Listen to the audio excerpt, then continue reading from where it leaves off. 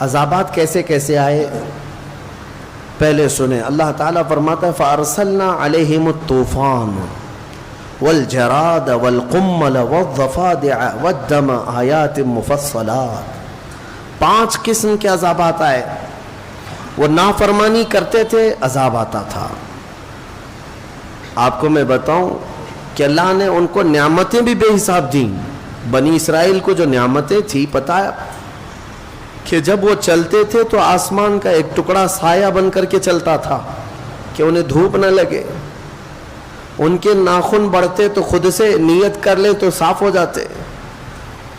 کپڑے اگر میلے ہوں تو صبح سو کر اٹھیں کپڑے صاف ہو چکے ہوتے. کوئی محنت کرنی نہیں تھی. اور کھانا بھی کیا جنت سے اترتا تھا, من و سلوا, جنت کا کھانا اترتا تھا. فکر کس چیز کی تھی, ٹینشن کیا تھا, نہ کمانا ہے نہ محنت کرنا ہے. لیکن باوجود اس کے وہ قوم بڑی نافرمان تھی. اللہ تبارک و تعالیٰ کے احکام کو ٹالنا, رد و بدل کرنا ان کی عادتیں تھیں. جیسے کہ اللہ تبارک و تعالیٰ نے اس قوم پر سنیچر کے دن شکار کرنا حرام فرما دیا. سنیچر کے دن وہ لوگ شکار نہیں کر سکتے تھے. تو یہ قوم کیا کرتی, چالاکی کرتی. مچھلی شکار کرنے کی عادت تھی تو جمعہ کو ہی جا کر کے جال لگا دیتے تھے اور اتوار کو جا کر کے جال لے آتے تھے جس میں پھنسی ہوئی مچھلیاں سنیچر کو پھنستی تھی. پھر وہ کہتے نہیں ہم نے تو سنیچر کو شکار ہی نہیں کیا, ہم جمعہ کو جال لگائے تھے اور سنڈے کو نکال لائے ہیں. انہی لوگوں کے یہ جو ہیلے بہانے ہیں آج بھی ہماری قوم میں زکوٰۃ دینے کے لیے کچھ کرتے ہیں. زکوٰۃ نکالنے کے لیے جب بھاری پڑتا ہے تو ایسے ہی جمعہ سنیچر اور اتوار والے فلسفے پہ کچھ لوگ عمل کرتے ہیں کہ میری زکوٰۃ اس کو دے دیا, اس نے اس کو دے دیا, واپس پلٹ کر کے ادھر ہی آ گئی, میں ہی غریب ہوں. تم اگر ہیلے بہانے کرو گے کس کے ساتھ, اللہ کے ساتھ. یعلم خائنۃ الاعین وما تخفی الصدور, وہ تمہاری آنکھوں کی خیانت کو بھی دیکھ رہا ہے اور دلوں میں گزرنے والے حالات سے بھی وہ خبر رکھتا ہے. اس کو دھوکہ دینے کی کوشش مت کرو. بہرحال تو یہ جو نافرمان قوم تھی ان پر پہلا عذاب آیا طوفان کا. طوفان آ گیا, سیلاب آیا, اتنا کہ ہر چیز بہنے لگ گئی. یہ دوڑے دوڑے موسیٰ علیہ السلام کے پاس آئے, توبہ کیا, معافی مانگی. اللہ نے اس عذاب کو ٹال دیا. چند دن گزرے تھے کہ پھر اپنی پہلی والی روش پہ آ گئے, نافرمانی. پھر ویسے ہی برے اعمال. تو رب تعالیٰ نے دوسرا عذاب ٹڈیوں کا بھیجا. ٹڈی یہ چڈے جو اڑتے ہیں یہ اس قدر تیز آ گئے. ٹڈیوں کا عذاب ہوتا ہے یہ. پورے کے پورے ایک طوفان کی طرح ٹڈیوں کا جھنڈ آ جاتا تھا. نہ وہ کچھ دیکھ سکتے ہیں نہ کچھ پکڑ سکتے ہیں. کھانے میں ٹڈیاں, بستر میں ٹڈیاں, ہر جگہ. پھر وہ تنگ آ کر کے توبہ کے لیے آئے, توبہ کیا, معافی کی تلافی کی. رب تبارک و تعالیٰ نے پھر معاف کر دیا اور عذاب کو ٹال دیا. خوشی خوشی رہنے لگے. چند دنوں کے بعد پھر سے مستی, پھر سے وہی نافرمانی. پھر اللہ تبارک و تعالیٰ نے جوؤں کا عذاب بھیجا. جوئیں جو سر میں ہوتی ہیں, اس کا بھی عذاب آیا. یہ کیسے؟ اتنی جوئیں کہ ان کے صرف سر میں نہیں, ان کے کھانے میں, برتن میں, پانی میں, ہر جگہ جوئیں. وہ ایک لقمہ نہیں کھا سکتے تھے بغیر جوؤں کے. یہ بھی کئی دن تک عذاب چلتا رہا. پھر توبہ کیے, پھر معافی مانگی. اللہ تعالیٰ نے پھر توبہ قبول کیا, پھر معاف کیا. چند مہینے گزرے تھے کہ پھر نافرمانی کیا, پھر اپنی پرانی روش پر آئے. تب رب تبارک و تعالیٰ نے مینڈکوں کا عذاب بھیجا. میں گنا رہا ہوں, آپ توجہ چاہتا ہوں. مینڈکوں کا عذاب ایسے کہ اس قدر مینڈک بھر گئے بستی میں کہ ان کے بستروں پر, ان کے برتنوں پر, ان کے کھانے میں, ان کے پانی میں, ان کے سونے میں, ہر جگہ مینڈک. کوئی بندہ اگر سوتا تو اس کے چہرے پر مینڈک سب چڑھ جاتے تھے. یہ عذاب تھا. دور ایک مینڈک کو دیکھنا اور وہ ہے، لیکن سونے کے وقت 100 مینڈک تم پر چڑھ جائیں تو یہ عذاب ہے، عذاب ہے، کیا کر لو گے آپ؟ پھر وہ آئے، یہاں تک کہ روایتوں میں بتایا گیا کہ وہ لقمہ اٹھاتے تھے کھانے کا، جب ہاتھ میں لیتے تو مینڈک بن جاتا تھا، کھانا نہیں کھا پا رہے تھے۔ پھر توبہ کیا، اللہ کی بارگاہ میں روئے، معافی مانگی، اللہ نے پھر معاف کیا، مینڈکوں کا عذاب اٹھا لیا گیا، ختم کیا گیا۔ اس کا مطلب یہ ہے کہ عذاب مولا بھیجتا ہے، لیکن جب جب بندے توبہ کرتے ہیں پھر وہ عذاب کو ٹالتا بھی ہے، وہ غفور ہے، رحیم ہے۔ پھر اس کے بعد چند مہینوں کے بعد پھر اپنی پرانی روش پر آئے بنی اسرائیل، وہی پرانے کام، وہی نافرمانیاں۔ تب رب تبارک و تعالیٰ نے خون کا عذاب بھیجا، ہر جگہ خون ہی خون تھا، ان کے کنویں، ان کے ندیاں، ان کے تالاب خون سے بھر گئے، اس قدر خون۔ ہاں ایک بات اور ہے کہ جو ایمان والے تھے، موسیٰ علیہ السلام کے فرمانبردار غلام تھے، ان پر یہ عذاب نہیں رہتا تھا، وہ مزے میں کھاتے پیتے رہتے تھے، ان پر عذاب نہیں تھا۔ تو یہ جو نافرمان لوگ ہیں، انہوں نے دیکھا کہ موسیٰ علیہ السلام کے ساتھیوں پر یہ عذاب نہیں ہے، تو جب کھانے کا وقت ہوتا تو دوڑے دوڑے ان کے پاس جاتے ہیں کہ میاں تم اپنا کھانا ہمیں کھلا دو، تمہارے کھانے میں خون نہیں ہے، ہمارے کھانے میں خون ہے۔ تو وہ مومن بندہ رحم کھا کر اپنے برتن سے کھانا اٹھا کر کے ان کے منہ میں ڈالتا، منہ میں جاتی خون بنتا، پھر خون بن جاتا، یہاں تک کہ وہ اتنے عاجز آ گئے، کہا کہ تم اپنے منہ میں لے لو اور اپنے منہ سے ہمارے منہ میں تھوک دو۔ وہ مومنین یہ بھی کرتے، پانی لیتے اپنے منہ میں اور پھر ان لوگوں کے منہ میں جب کلا کرتے تو ان کے منہ میں آتے ہی خون بن جاتا۔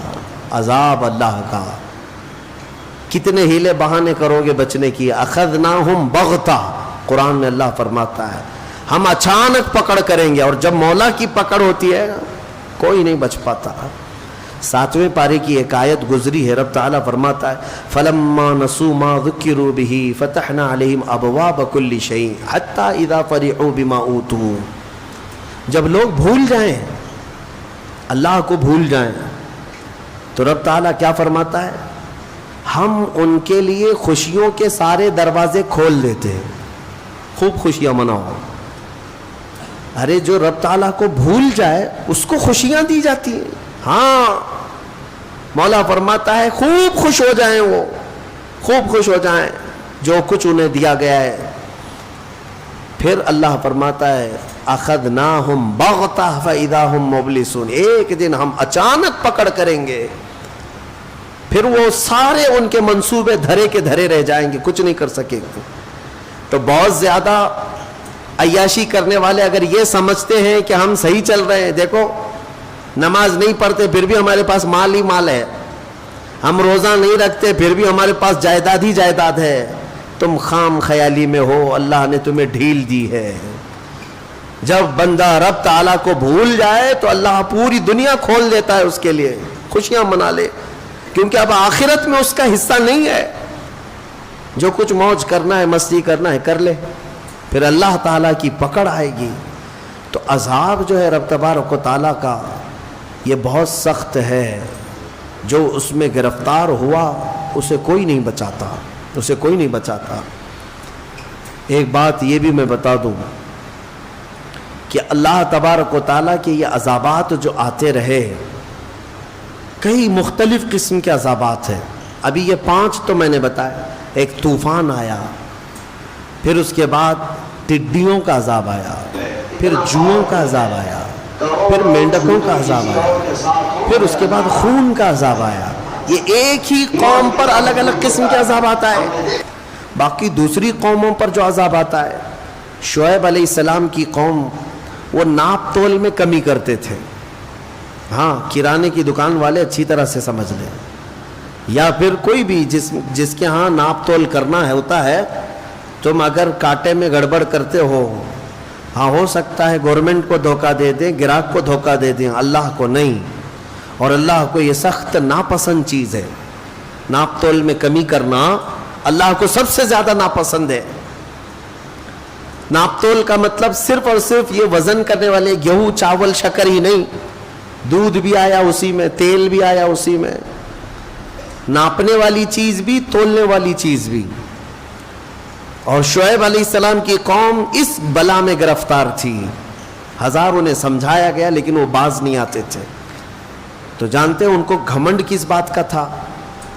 वो कौम हजरत शुएब अलैहिस्सलाम के डराने पर भी ये कहती थी कि हमें कुछ होता नहीं है, हमें कुछ नहीं होगा। और उन्होंने जानते पहाड़ों को तराश तराश करके घर बना लिए थे, पत्थर के पहाड़ों को, और उसके अंदर रहते थे। न बिजलियां उस पर असर करती हैं पहाड़ के पत्थरों पर, न तूफान कुछ कर पाता, कुछ नहीं होता। आज भी वो पहाड़ मौजूद है। हजरत सालेह अलैहिस्सलाम की कौम की खुसूसियत कुरान में ये फरमाई गई कि वो लोग पहाड़ों को तराश तराश करके घर बनाते थे, डिजाइन एक से एक पहाड़ एक खानदान का, फ्री में मिलते थे पहाड़। तो आज तक अगर वो पहाड़ तराशे हुए मौजूद हैं तो उस जमाने में कितने मजबूत रहे होंगे। तो उन्हें इस बात का घमंड था कि हम सबसे मजबूत घरों में हैं, क्या कर लोगे हमारा। अल्लाह के नबी डराते थे। अच्छा, उस कौम को ये मालूम था कि नूह अलैहिस्सलाम की कौम पर जो अजाब आया था वो सैलाब आया था, पानी आया था। अगर वैसा अजाब आए तब भी हमारा कुछ नहीं होगा, हम पहाड़ों में रहते हैं। और दूसरे हजरत लूत अलैहिस्सलाम की कौम पर अजाब आया था, पत्थरों की बारिश की गई थी, नोकीले पत्थर बरसाए गए थे। तो ये शुएब अलैहिस्सलाम की कौम ये समझती थी कि अगर वो अजाब भी आया तब भी हमारा कुछ नहीं होगा, नोकीले पत्थर हजार बरसे पहाड़ों पर कुछ नहीं होगा, वो पहाड़ टूटने वाले नहीं है। उनको इस बात का भी घमंड था। अच्छा, और एक चीज, पिछली कौम पर एक अजाब और भी आया था, हवा का अजाब, कि हवा इतनी तेज चलती कि छतें उखाड़ ले जाती थी, घर के घर उजड़ जाते थे। तो शुएब अलैहिस्सलाम की कौम को यह भी घमंड था कि अगर हवा का अजाब भी आया तब भी हमारे पहाड़ उड़ा नहीं सकेगी हवा, इतने मजबूत है। सोचो, उस कौम को यह गुरूर था कि सैलाब आए तब भी हम बचेंगे, पत्थरों की बारिश हो जाए तब भी हम बचेंगे, और हवाओं का अजाब आए तब भी हम बचेंगे। लेकिन मौला ताला ने उनके गुरूर को तोड़ने के लिए क्या अजाब भेजा। कुरान में रब ताला ने फरमाया है, सिर्फ और सिर्फ एक फरिश्ते को अल्लाह ने उतारा। एक फरिश्ता उतरा, जिब्रील अलैहिस्सलाम आए, और उन्होंने सिर्फ और सिर्फ जमीन पर खड़े होकर के अपनी आवाज बुलंद की, चीख मारी।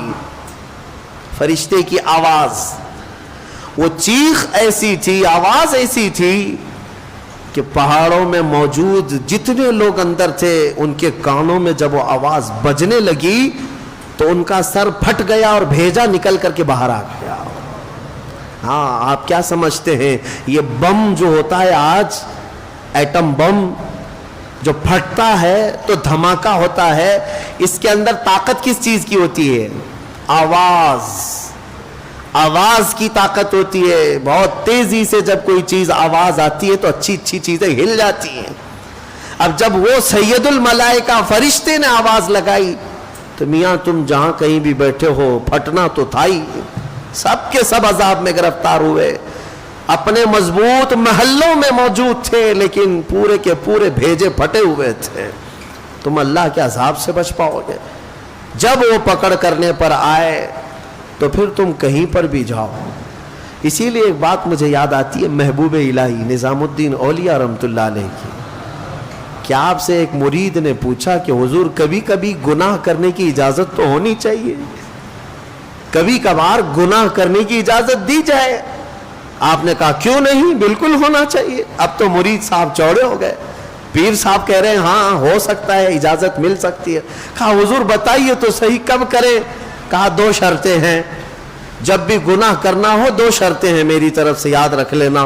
कहा बताइए जल्दी। महबूब इलाही ने फरमाया जब कभी गुनाह करने का इरादा हुआ तो अल्लाह की सल्तनत से बाहर जाके करना, ऐसी जगह जाना जहां अल्लाह की सल्तनत ना हो, वहां जाके गुनाह करो। ایک شرط ہی ہے. اس نے کہا حضور ایسی جگہ کہاں ہے؟ ایسی جگہ ہے اللہ کی سلطنت سے خارج ہو کر کے جو گناہ کرنا ہے کر لو. کہا یہ تو ممکن نہیں ہے. کہا دوسری کوئی شرط؟ محبوب الہی نے کہا ہاں ایک اور شرط ہے, گناہ کرنے کی خواہش ہو تو اس وقت گناہ کرنا جب تیرا رب غافل ہو, تیرا رب سو رہا ہو. کہا دونوں بھی چیزیں ناممکن ہیں, نہ ایک ذرہ اس کی سلطنت سے خارج ہے اور نہ ایک لمحہ کے لیے میرا مولا غافل ہے. لا اللہ لا الہ الا هو الحی القیوم لا تأخذہ سنۃ ولا نوم. وہ اللہ ہے جس کو نہ اونگ آتی ہے نہ نیند آتی ہے. مولا تعالیٰ ایک لمحے کے لیے بھی غافل نہیں تم سے. تب پھر اس نے کہا کہ حضور یہ دونوں ناممکن ہے.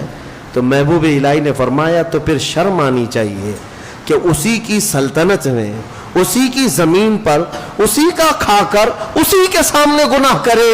اس سے بڑی بے باکی کیا ہو سکتی ہے؟ اس سے بڑی بے باکی کیا ہے؟ پھر بھی وہ مولا رحیم ہے کہ تمہارے عیبوں کو چھپاتا ہی رہتا ہے, جلدی پکڑ نہیں کرتا, فوراً عذاب نازل نہیں کرتا. اب آؤ میں تمہیں پچے کی بات بتانے جا رہا ہوں. ہماری تفسیر کا لب لباب ہے, یہ خلاصہ ہے. عذابات تو بہت آئے, عذابوں نے ہلاک کر دیا, زمین کو اٹھا کر کے پلٹ دیا گیا ہے قوم سمود پر, قوم صدوم پر زمین اٹھائی گئی تھی. ایک قوم ایسی جن کو اللہ نے بندر بنائے, ایک قوم ایسی جن کو اللہ نے خنزیر بنایا, چہرے بگاڑ دیے گئے, زمین کو کھول دیا گیا, پوری قوم کو دھسا دیا گیا. آج بھی بہت ساری جگہ کھدائی میں پرانے شہر ملتے ہیں, ہاں پرانی آبادیاں ملتی ہیں, کسی نہ کسی زمانے میں وہ دھسے ہوئے لوگ ہوں گے, شہر کے شہر نیچے زمین پر دھس گئے ہیں. یہ سب عذابات آئے. لیکن ہم نے آج ہی کے پارے میں ایک آیت یہ بھی تلاوت کی کہ کچھ لوگوں نے کہا رسول پاک صلی اللہ تعالی علیہ وسلم کی بارگاہ میں کہ اگر اللہ تبارک و تعالی ہے تو پھر پتھروں کی بارش ہم پر کر دی جائے, ہمیں فامطر علینا حجارۃ من السماء, آسمان سے ہمیں پتھروں کی بارش کر دی جائے. رب تعالیٰ نے جواب میں کیا فرمایا؟ اللہ تعالیٰ نے فرمایا وَمَا كَانَ اللَّهُ لِيُعَذِّبَهُمْ وَأَنْتَ فِيهِمْ. اب اللہ ویسا عذاب نہیں نازل کرے گا اس لیے کہ ان کے بیچ میں میرا محبوب آرام کر رہا ہے. وَأَنْتَ فِيهِمْ, اے رسول آپ ان کے بیچ میں ہیں, عذاب ویسا نہیں آئے گا. اے مسلمانوں, کیا آج گناہ ویسے نہیں ہو رہے ہیں؟ ناپ تول میں کمی کرنے والے ہر شہر میں ملیں گے. لوط علیہ السلام کی قوم کا گناہ کرنے والے ہر شہر میں ملیں گے. نوح علیہ السلام کی نافرمان قوم کے بہت ساری مثالیں ہر شہر میں ملیں گی. موسیٰ علیہ السلام کی نافرمان قوم کی کئی نافرمانیاں آج بھی ملیں گی. پچھلے گناہ تو ہو ہی رہے ہیں لیکن عذاب ویسے نہیں آ رہے. کسی کو خنزیر بنایا گیا, کسی کو بندر بنایا گیا, کیا پتھروں کا عذاب نازل ہوا؟ نہیں ہوا. کیوں نہیں ہوتا ہے؟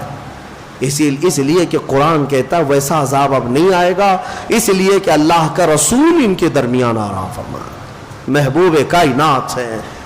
اے مومنوں فخر کرو جتنا چاہو, اس لیے کہ اس رسول کی برکت سے اللہ نے بہت سے عذابات ہم سے دور کر دیے, بہت سے عذابات ٹال دیے. یہ رسول کریم صلی اللہ علیہ وسلم کی برکت صرف مومنوں کے لیے نہیں, یہاں پر موجود دنیا میں کافر, مشرک, مرتد, ملحد جتنی قومیں ہیں سب بچے ہوئے ہیں رسول پاک کی وجہ سے, سب بچے ہوئے ہیں میرے مصطفیٰ کی وجہ سے. نبی آخر الزمان صلی اللہ تعالی علیہ وسلم کا ہمارے درمیان ہونا یہ کتنا بڑا رحمت کا سبب ہے. اے میرے عزیزو, اس لیے میں کہتا ہوں کہ کم از کم تمہیں اگر اپنی ویلیو معلوم ہو جائے, تمہیں اپنی حیثیت معلوم ہو جائے کہ تم کون ہو, تو پھر ادھر ادھر منہ کبھی نہیں مارو گے, ادھر ادھر ہاتھ کبھی نہیں پھیلاؤ گے, اس کے نگر ڈگر دیکھو گی بھی نہیں, کیونکہ تمہاری حیثیت کیا ہے تمہیں پتہ چل جائے. تمہیں اندازہ بھی نہیں ہے کہ اللہ نے تمہیں کون سی قوم میں پیدا کیا. اے عزیز مسلمانوں، اللہ نے اس امت میں پیدا کیا تمہیں جس میں پیدا ہونے کی تمنا پچھلے نبی بھی کیا کرتے تھے. بنی اسرائیل کے انبیاء دعا کرتے تھے. تم کو بغیر مانگے اللہ نے اس امت میں پیدا کیا. مانگ کے آئے تھے دنیا میں، بغیر مانگے پیدا کیا ہے. حضرت سفیان ثوری رحمۃ اللہ علیہ سے ایک روایت ہے، کتنی پیاری بات وہ کہتے ہیں. ارشاد فرماتے ہیں کہ اے رسول پاک کے امتی، جب تجھے یہ معلوم ہے کہ تیرے بغیر مانگے اللہ نے تجھے اپنے محبوب کی امت میں بنایا، تو کیا وہ تیرے مانگنے پر اپنی جنت نہیں عطا کرے گا؟ مانگنا ہی نہیں چاہتا، مانگنے کی عادت بھی چھوٹ گئی تمہاری. بہرحال میرے عزیزو، عذابات نہیں آتے آج تو اس لیے نہیں کہ تم نیک ہو. عذابات اس لیے نہیں آتے اس لیے نہیں کہ ہم بہت بڑے عبادت گزار ہو گئے. عذابات اس لیے نہیں آتے کہ ہمارے رسول کی رحمت ساتھ میں ہے. اور پھر میں یہ بات کہوں گا، حضور پاک صلی اللہ تعالیٰ علیہ وسلم کا بھی یہ احسان ہے ہمارے اوپر. حضور کا یہ احسان ہے ہمارے اوپر کہ ہمارے درمیان آرام کر رہے ہیں. تم کتنے خوش قسمت ہو، جب چاہو میرے مصطفیٰ کی حاضری کے لیے مدینے جا سکتے ہو.